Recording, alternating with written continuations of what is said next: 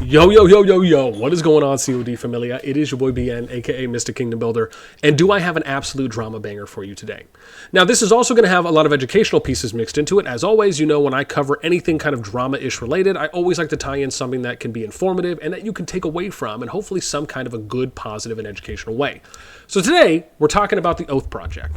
And this is the largest jumper project that, from a grassroots perspective, has been created in the game thus far. They ended up peaking, I believe, at around 1,100 members in their Discord before they started in 431 and then eventually landed in 435, where you can see that we're observing right now. And we're going to talk about how the project started, what are some things that happened where we're going to let you see, and I'll read through one or two pieces of feedback from a member or from some members, officers, and a co-lead. We will show you a number of screenshots. We're going to show you the project ad. We'll show you the project Discord.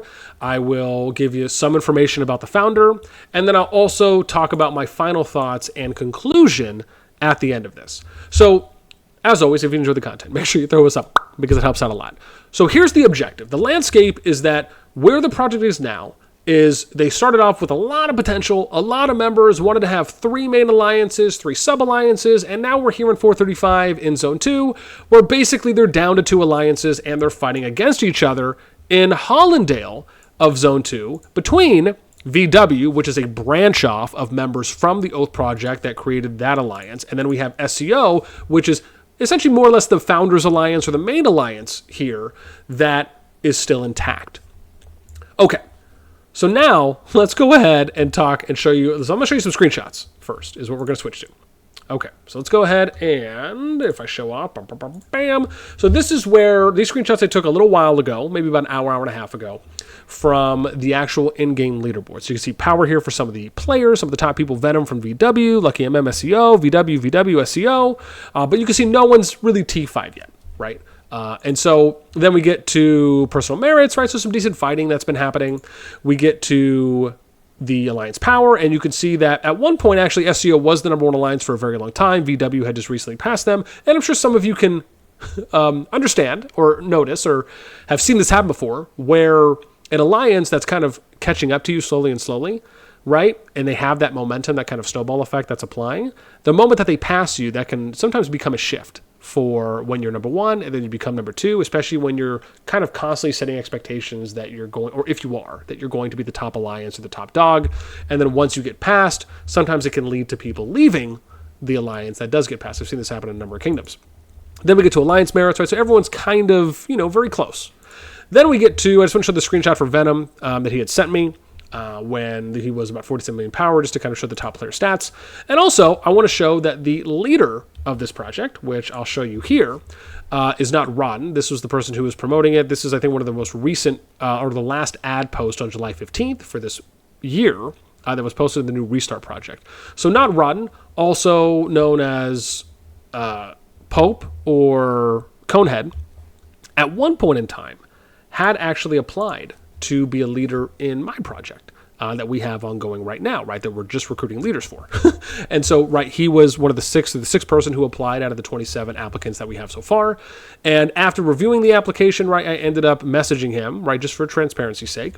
I said, hey, Cone, after reviewing your COD leader application, unfortunately, we would not be able to consider you for the position. Some of your answers were not what we are looking for in our group. Thank you for taking the time to apply. And if you would like to talk further about your application, please feel free to reach out to me. When we open applications for officers at a later date, we welcome you to apply for that if it may be of interest. If you would like a copy of your application, please do let me know so I can provide. And if you feel that any time that you have a different view or approach to leading and would like to reapply, then you're more than welcome to do so a month from now. And then, right, sincerely, right, all right, thanks. This is a pretty standard template that I usually give, right, unless there's a little bit more that might be needed. And so that's just to show that at one point he did apply, and based on what I had read, right, that was my response. And I'll maybe dive into that a little bit later. So let me show you some other screens, right, that I got. So I don't think I have not been thrown away from the Alliance in game. I haven't logged in for a while. Taxi, taking the pass quick for rewards, okay, but giving up on the war in less than 24 hours, I don't agree with. Now, this is based on that Zone 2 war. that we ended up seeing, where I believe it honestly didn't last 24 hours. I believe it was less than 8 or 10 hours from what some people had told me, if that is accurate. Another one here, right? It's not fun to do, but in 24 hours, we had 0 advances and they outnumbered us with players in T5 every moment of the day. If we stayed longer, we'd just be setting ourselves up back to build Lorcan up and get ourselves ready for the real battle in Zone 3. If people really want this war and want to win, then everyone needs to show it with activity when we fight again in Zone 3. Picking off random marches or enforcements, we got effed by theirs so hard. I'm sure it hurt. I'm sorry. But if everyone is active and we have 30 plus main marches in a ball, it's useless. So did the surrender get announced or is it incoming? Ron will make a full announcement in the next hour. Then we get another one, which I think is an interesting screen. At first, 2 will be the same, and after that, we'll go back day 1 through 5. Okay, quite confused. Is this a second split? Why? What is the proposal now? Is it an ego thing?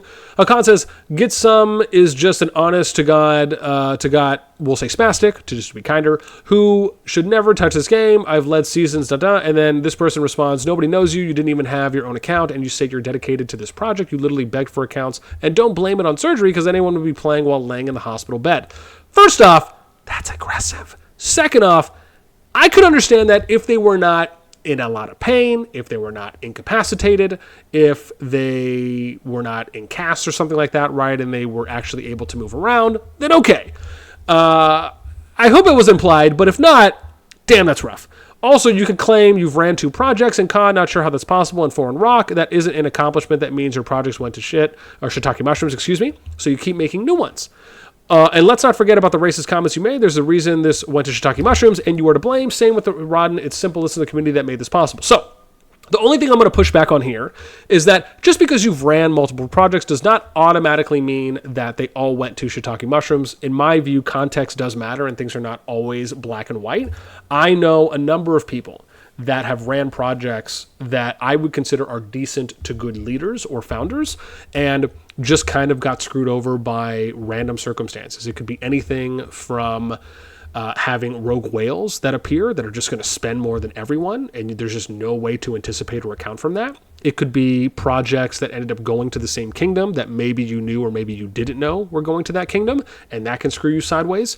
You could end up having players that are just not upfront, right? They can say all the right things, but they just lied to get in, and then they can end up doing any number of things that can kind of screw over or mess over a project. There's a lot that can happen that can either be unaccounted for or that you can make an argument that are uncontrollable.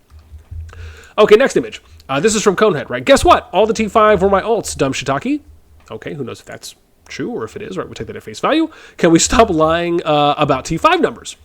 And then we get another message that I thought was interesting, right, where Pope had said, good night, tell your members not to give bossnasti information, because I was going around and I reached out to Pope letting him know I was going to be covering a story about the Oath Project, and I let him know this in advance via DMs on Discord. I also then went and reached out to each of the officers and the leads for those 2 alliances, for SCO and VW. And then I also reached out to, I think, the top 50 or the top 60 players on the leaderboard, just to ask if they had any views. Did they want to share their feedback? Did you want to share your experience on how the Oath Project has been going since it started up until now? And then I get a screenshot. I see one from Get Some. bossnasti will be doing a video on the Oath Project. He will be making an account here and asking in Tamara's chat for anyone willing to provide their take on how it has been from start to the current point. You can also feel free to DM him in Discord. Okay, cool. Appreciate that. Then we're going to show off some pieces of feedback now. Now, I'm not going to show them all off. I will scroll so you can read all of them. So if you would like to pause at any point, you will be more than welcome to. But I'm only going to focus on reading 2 so far. One, well, I'll scroll first. So you can see, right, this is from Reimer. So some people gave, these are basically copy and pasted from our Discord chats. I asked everyone in advance if they gave me permission to do so, and they did. Some people wanted to remain anonymous, and those names are blacked out, so we're not going to show you. But we did cover positions at least. So we're going to scroll here. And I'm going to read some of these at the bottom, one from a top player and one from someone who was a co-lead upper management. Right, so we'll show you these. And we're probably going to read Killer Skulls as well. So I'll probably read 2 or 3. But it's not going to be a lot. Yeah, so this one we'll go throughout. I'll pause here. We're just going to keep going. Hopefully I'm good there. I want to make sure I don't miss anything. So I'm trying to like pay attention pretty close. So Venoms, we will read. This is going to be one that we're going to read. So it says, and again, this was the top player in the kingdom. So I didn't really come into the project with a lot of expectations. My jumper project from Rock kind of taught me that the leaders of these jump projects lie about things. When I joined my Rock jumper, I was told there would be tons of whales and krakens, etc. Same thing with the Oath jump project.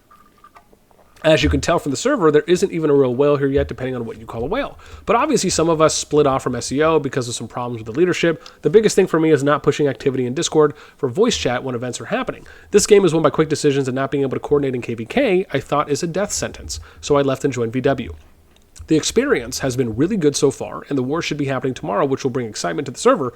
I have been creating some fake small drama here, just the admittance of that, or there to keep players on both sides motivated to fight. At the current moment, our leadership is trying to figure out how we can keep the war going. At the moment, we have about 12 SEO members who want to hop over, and we think we are going to hold them off from joining if we can keep the war as even as possible. It is good for server strength, as more people will be active in spending.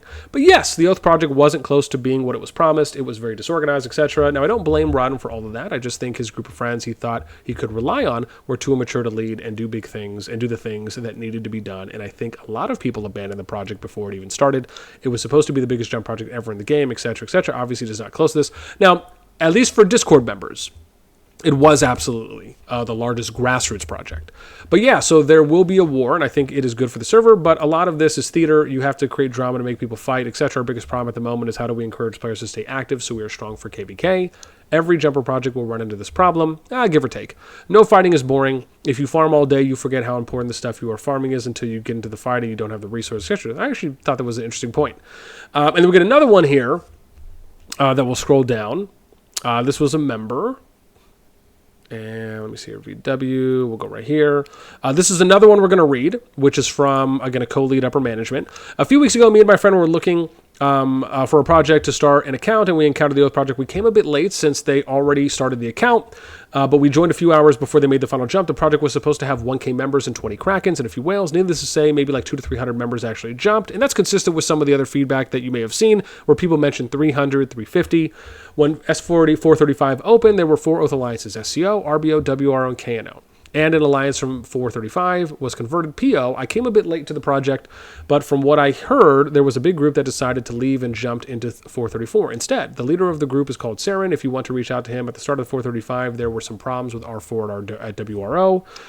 The R5 changed maybe 4 times until Mestric ended up as leader. Nevertheless, our alliance, even though it was the third alliance of the project, was showing signs of being the most active and promising.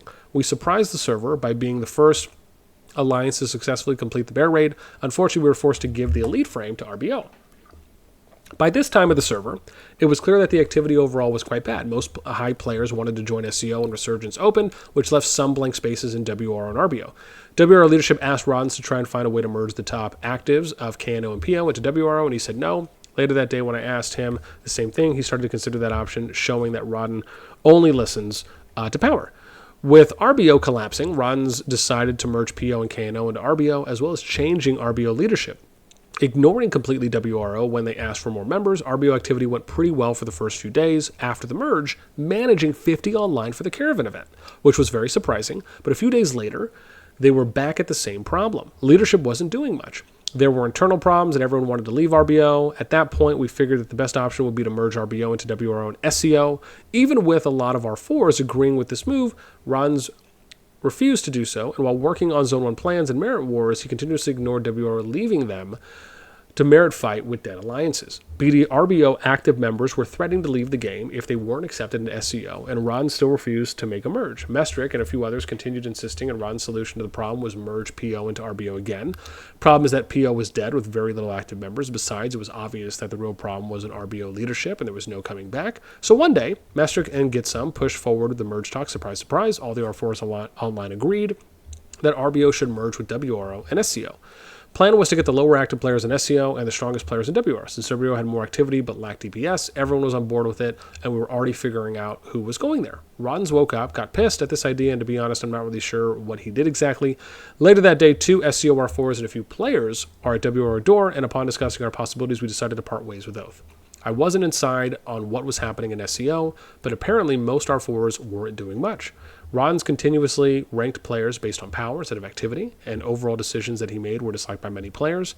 Once Ron's realized we went rogue, he started poaching all our players, including our fours. Needless to say, only a few less active players actually joined him, and started spreading lies to his members regarding what happened, manipulating the truth and saying we clearly forced a merge to happen, even though everyone agreed on it. After that, a lot of SEO players started to get on our DMs asking what happened and asking us to join a new alliance. Among all that, there were also some stupid thoughts, making it seem clear that Ron's and Hakan, another R5 or 4 of the project, had no clue on how to lead a project. Problem was that they refused to learn.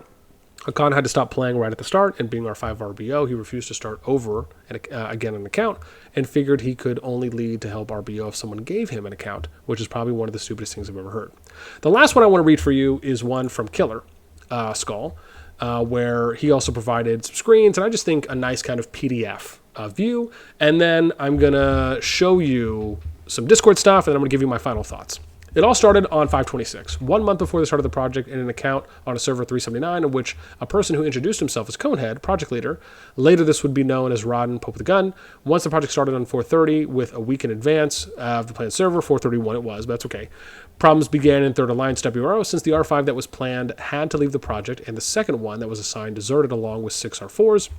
And many people. Once all that happened, Ron decided to look for an R5 quickly. After almost a week passed and the planned server, 435, had opened its doors, we immediately migrated, creating other equal alliances of the project, and everything was as planned. Since Ron got another R5 that lasted a few days due to personal problems and assigned me as R5, I, without any experience as R5, asked for some help from some R4 and Rodden. You can see here, right, them just kind of having their promo message that they had here.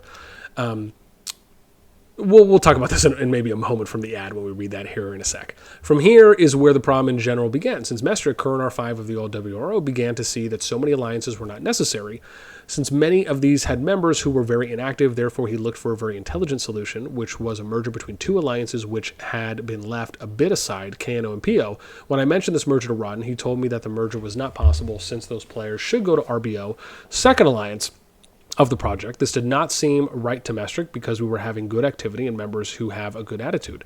You can see right here, Primo says, hi Pope again. Mestric is saying to me that we were talking about a possible fusion between WRO and KNO. The fusion consists in give them like 2 to 4 spots of something else, since Lemon, Venom, and Luna are leaving us.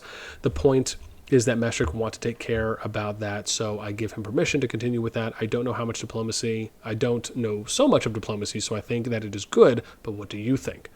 I would like to know your point of view. Add another thing that I want to do, but I need your authorization, is if we can do an academy for WRO for new or more accounts that want to join in the future to WRO, or another alliance in the project. Mestric, upon becoming R5 by Ron's own decision, told the R4s and all the members that Ron did not want to support his idea, and that Ron was still clinging to trying to revive RBO, which was in a crisis of inactivity. Therefore, Mestric decided that the alliance would separate from the Oath family. Many people were in SEO, made alliances, seeing that Mestric was right, began to migrate for the lands of WRO. This came to Rodden too late, since he was in school while all this was happening, but the moment he reconnected to the game and seeing Mestric's decision, he began to try to manipulate some members, including me, to join SEO or RBO. Damn, give R5 to Mestric. A few days later, Gitsum, former R4 of SEO, had problems with Rodden and decided to join us as R4. This did not sit well with Rodden, so he tried to make everyone believe that he was someone who should not be trusted. Even with Rodden's efforts, many people from SEO ended up leaving to join WRO, including 5 R4 and, 2 whales. Currently, they are still trying to join more people from SEO, since they are realizing the bad leadership of Rodden and that the SEO alliance grew quickly simply because of the R4 who ended up doing things that he overlooked. Yo, do you want to move to SEO and get R4?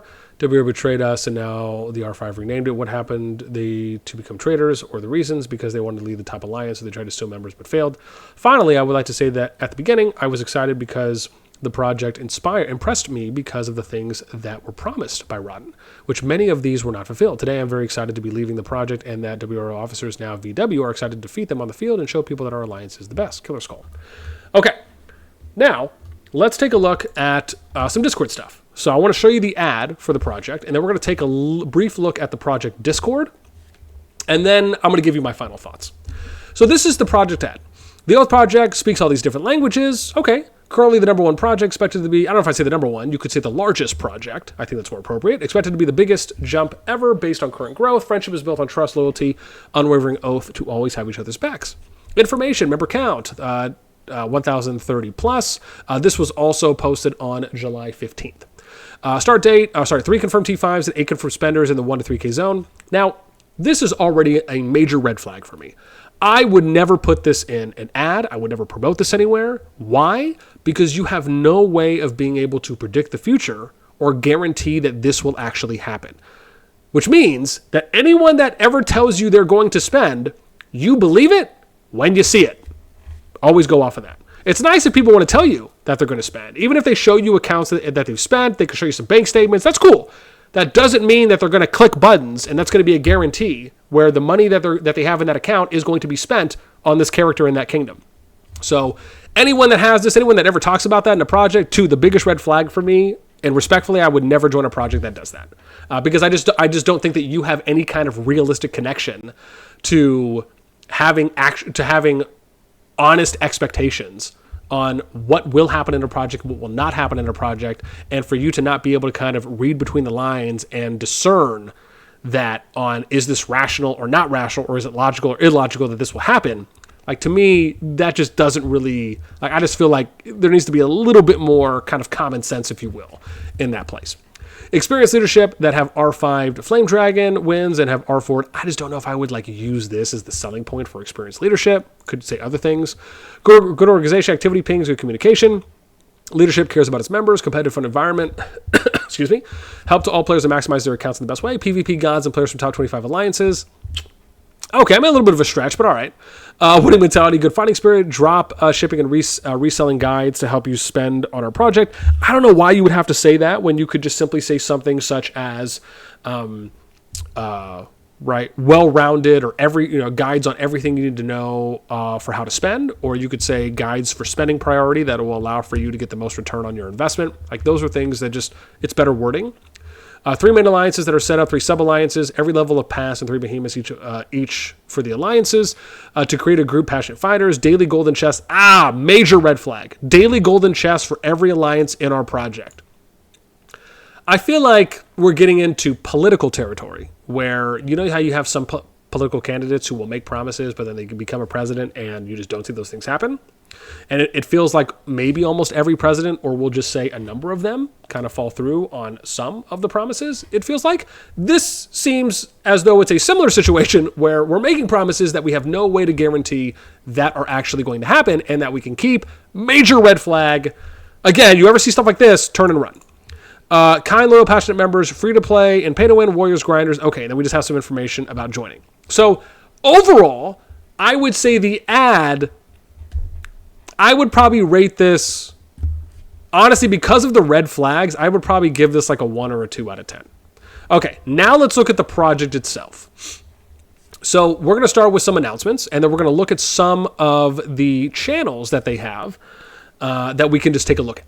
So first and foremost, how this is starting out, when you look at the people here that are writing announcements, it very much feels confused. It feels as though we don't know how to kind of fill out the sections. There doesn't really seem to be a lot of formatting here. I feel like I have to play Where's Waldo, and I have to look for a lot of stuff to kind of know what they're talking about. Sure, you're using some bolding, but you could have a header right here, some kind of a subject line right next to it.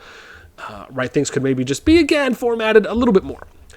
So we have first, I'd like to know if you guys would like to be involved in greater leadership. Although only 8 players can be R4 at a time, we're aiming to have 15 players in leadership, including the main R5 and co-R5, right? So it's kind of talking about, I guess, one team right now. And then we get through. And also remember, there's one thing I'd like to address. So if you'd like guys to help with our recruitment, right, kind of talking about the cooldown, okay, that's fine. But include more in that. Right, keep in mind, when you're sending a ping out to everyone, you don't just want it to be, in my opinion, one sentence, right? Now, obviously, we're talking about project prep. Right? Not if you're in a war and you need to get something out really quick and maybe you just don't have time to necessarily write something long, if it's dire, so to speak. Obviously, you should be trying to anticipate things and allow to create yourself enough time to where you can send out well-written announcements. And again, right, kind of short announcements that we're doing. If you come to our project, make sure you answer our weekly activity pings.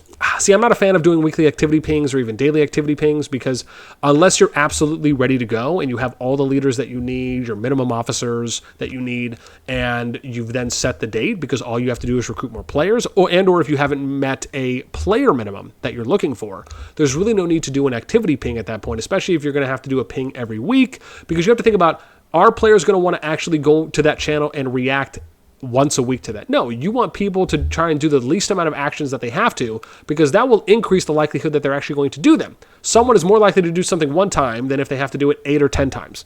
Again, it's just likely. It's just more likely. Then we get to some applications, right? We've demoted a number of players due to R4 inactivity. Below there will be 4 parts, right? You see some applications that are coming down. It seems as though the application way is like just a DM. Again, I'm a little bit more fan of having an application, right? We use a Google form for ours.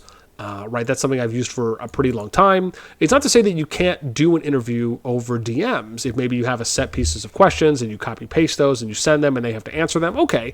But I just kind of like the professionalism of having something that they have to go to, right, even if it's one click away that they fill out. We can see here as we kind of work our way a little bit more down, right, you can see just a couple of announcements. Right now you can kind of see the formatting a little better, a little improvement here. Right, activity ping, 100 average. Recent leadership team launched a recruitment program. Our rivals, you can see another project that was there. Our force space that's going down. I think there's something here about R5s. So we have, let's see here, due to weather, Japan mass recruitment. Let me see, we're doing some more recruitment here. We've reached 600 members in less than 12 hours.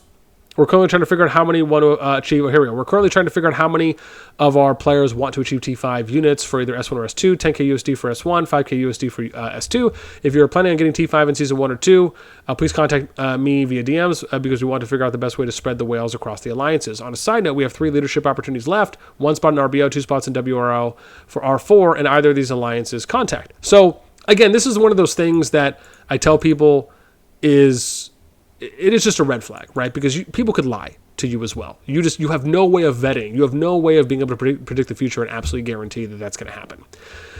Then if we scroll down a little bit more, right, we got an R5 for the 4th alliance. We are now looking for an R5 of the 5th and 6th alliances. The way we run things is the R5 who recruits the most members gets them. So does that mean that if you're recruiting the most amount of members, you get the R5 spots, or you get those members that you're recruiting? Either way, that seems like a really rough pill to swallow. Because on one hand, if it is you've recruited the most people and you get the R5 spot, then you're getting an R5 spot based on you recruiting. And if it's the other way around and you've recruited the most people and you get to keep those people, then that means that they may not really be trying to distribute players evenly based on things like time zones, activity, language spoken, etc. So those are like 2 potential red flags depending on which one it is. So again, just really important to kind of have that distinction there on how you're going to be playing and deciding to action either of those options, which again just do not seem well. Okay, then we're kind of just getting to a little bit more, right? We've managed to find R5 here. We wish R4 spots. We are looking for new recruiters, right? Get 1,000 people in. We have 1 R4 space. Did a recent scenario, we decided to merge with Last Dynasty Project, let them take over LGO. This was going well until basically everyone in LGO leadership decided to leave the old R5 to make their own project.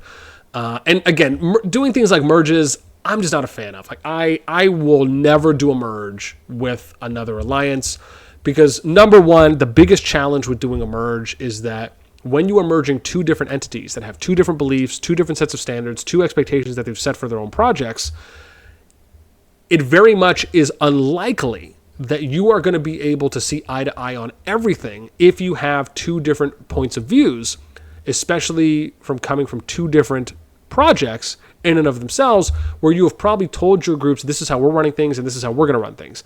And it doesn't mean that it can't happen. It just means that it takes a lot more time because you have to basically sit in VCs or have a lot of text conversations to kind of go over point to point on, are you going to be down for doing these things? And then you kind of get into, well, okay, are you going to come in as an R5? Are the people that are coming from your group, right? You also have to consider that the people that are coming from another project are probably going to be loyal to the people in that project first and foremost, rather than they're going to be first and foremost loyal to the project that they're merging with. So that's another potential red flag, right? There's just a lot of challenges with doing things like merging in that case. So anyways, I just wanted to show off a few of those. I'm not going to kind of go too deep into this, but what I will then do is give you my final thoughts. Clearly, with how things are going and how big the project was, it did not end up being exactly what some of the people there were hoping for. I think that's safe to say. When it comes to leadership decisions, I'm not in those conversations. I don't know exactly what was said, right? We're just going off of feedback that was told to us. But what I will say is that my experience with Pope, along with experience with some of the people in the Oath Project, I would just say leading a project is at times different, or not at times, but it is different than leading an alliance. Being an R6 compared to being an R5, both are full-time jobs, but both also have different approaches on what you are managing, on what you're supervising, on what your tasks and your responsibilities are. Even if there are some crossovers, there are differences. And so this is one of the biggest pieces of advice I usually give to people when it comes to doing projects, is that you have to really figure out fast on, are you going to try and co-position yourself as an R5, R6? Or what I typically recommend to people is don't lead an alliance, be an R6, because of how much time investment, responsibility, accountability, and tasks, and really just jobs that you have to do are in and of its own, like I said, a full-time job.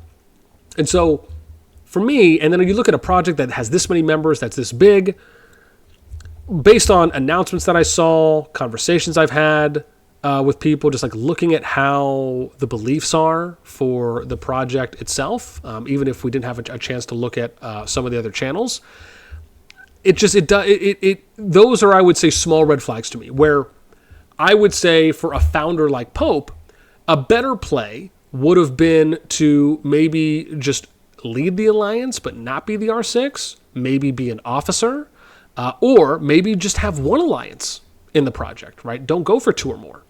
Or join another project and be able to see how they do things, right? Look at the good things they do and the things that you would maybe view as opportunities. And then take those with you and try to apply those. Because again, if Pope and some of the other leads are younger, if they're still teenagers, and if they're in high school, if that's the case, then it almost is of more importance. It doesn't mean that they can't lead based on their age, but what it does mean is that you may just not have as much experience. You may have not seen as many things, especially when running projects. I can tell you without a doubt in my mind that from what I've seen, too many people rush in to doing projects, to wanting to run their own project, to recruiting. It's all fun. It's exciting. The hype is there when you're getting a bunch of people that are coming in, right? Maybe you've seen how other projects have ran and you kind of have an idea of it. But until you're in the position and you really understand what I would argue is the stress that can come with it, the weight of the position, that you won't really get a good gauge on until you actually do it. And I have videos that I've put out on expectations and kind of what does a day in the life of someone who's leading an alliance or leading a project look like. These are things that hopefully once my project gets started off the ground, right, once we finish finding a few more leads, right, I'll be looking to kind of cover and give people a behind the scenes look, because that's something that I think is really important for people to get a good gauge and understanding on what actually goes into a project and how much of it really goes in. But that, yeah, to me, I think the opportunity, the potential was there for this project, but it ended up falling short due to some of the people or those that are involved in management and decision making that, right, probably could have taken a different approach to this project than the one that was taken now. Along with when you look at some of the alliances that broke off, that's kind of iffy too as well, because, did the people that broke off, right, were those intentions pure, right? Did they break off because these things were actually happening? Did they break off because maybe the founder did actually explain things well, but they just didn't agree with it, and because of that, they kind of decided to just kind of coup d'etat and do their own thing? Or no, right? Was the situation not ideal, and there wasn't good communication, maybe there wasn't good structuring or good leadership or management as they said, and the split is warranted, right? Keep in mind, I did ask, like I said, the officers and a number of players in the kingdom. I believe I probably mostly heard back from WM members and then some other people there. Again, right, it is just kind of dependent on who I'm going to hear back from when I reach out to people. And yeah, so that pretty much sums it up for the Oath project in and of itself, man. I think the project had a lot of potential. I think it could have been really big. And the last thing I'm going to say is that when you're running a project that's this big, it has a direct impact on how many people are going to keep playing a game and how many people may stop playing a game. Will people spend money? Will they not spend money? Will they spend more money than they are likely or they maybe have wanted to spend? These are all huge factors that go into the game's health, that projects have a direct impact to influence, because you can either be a project that is going to create a fantastic day-to-day playing experience for the players, or you're going to be a project that like crashes and burns, so to speak. And I'm just universally speaking in general here, right? And then that can be such a bad first impression that players are given, and that could cause people to not spend as much money as they may have spent, right, if they had a better experience. It could maybe have people lowering down their activity or stopping to play, or maybe deciding, you know what, I do want to play, but I just don't want to play here. Any number of things. And the fact that projects are pretty much unregulated, right? Like there's no certification, there's no class you have to go and take on to learn how to become an R5 or to run your own project, right? There's nothing like that. Anyone can become an alliance leader. Anyone can run their own project. Anyone can kind of become a king or queen to an extent. And so, you know, for me, at least when I run through and I do applications for vetting R5s, for me, given the number of projects that I've ran, and, you know, I just think it's important. Like I don't know if I could show you guys this. Let me see here real quick. So on my project section for my Discord, I actually have a resume channel, right? I'm very transparent. I like to put as much out there as I can on all the projects that I ran or I was a part of, right, and founded. And then I also like to provide video references on how did those projects go, where I self-reflect and I talk about them. And I think at the end of the day, there needs to be a level of self-assessment that people who run projects have to be able to have, and you have to be able to look objectively at yourself and at the project holistically and say, well, where were the opportunities, right? Did we really do things as well as we could have? Where are the learning moments at? Where were our strengths? And then hopefully you try to constantly improve from that. So anyways, that is it for me. I hope you guys enjoyed this one. If you were a part of the Oath project, if you were someone who was a part of another project and maybe you saw a lot of similarities, I'd love to hear from you. So let me know in the comments down below. That's going to do it for me. And as always, until next time, I'll catch you later.